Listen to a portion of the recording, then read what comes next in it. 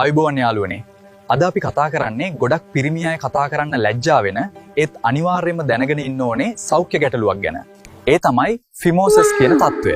මොකද්ද මේ ෆයිමෝසිස් කියන්නේ? සරලවම කිව්වත් පුරුෂ ලිංගයේ පෙරසම පිටිපස්සට අදින්න බැරි විදිහට තද වෙලා තියෙන එකට තමයි මේ නම කියන්නේ. කුඩා දරුවන්ට මේක සාමාන්‍ය දෙයක් වුණත් වයසින් මුහුකුරා යද්දී මේ සම ආපස්සට යන්නේ නැත්නම් ඒකෙන් විවිධ අපහසුතා ඇති වෙන්න පුළුවන්.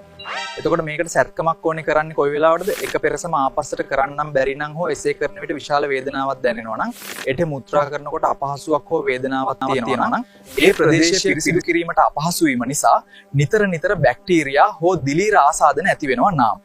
මේ වගේ අවස්ථාවලදී වෛද්‍යවරුන් චර්මච්ඡේදනයේ සර්කම්සිෂන් කියන සුළු ශල්‍ය කර්මය නිර්දේශ කරනවා. ඔයාලට මේ වීඩියෝ එකේ පේනවා වගේ මෙහිදී කරන්නේ හිර වෙලා තියෙන අතිරික්ත පෙරසම කපා ඉවත් කරලා සම නැවත සම්බන්ධ කරලා මැහුම් දාන එකයි.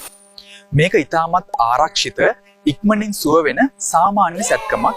ඔයාටත් මේ වගේ අපහසුතාවයක් තියෙනවා නම් ලැජ්ජ වෙන්න එපා. අන්තර්ජාලයෙන් බෙහෙත් හොයන්න නැතුව වහාම සුදුසුකම් ලබන වෛද්‍යවරයෙක් හමු වෙලා උපදෙස් ගන්නව. ඔයා අලුත් දෙයක් ඉගෙන ගත්තා නම් තවත් කෙනෙක්ව දැනුවත් කරන්න මේ වීඩියෝ එක ෂෙයා කරන්න.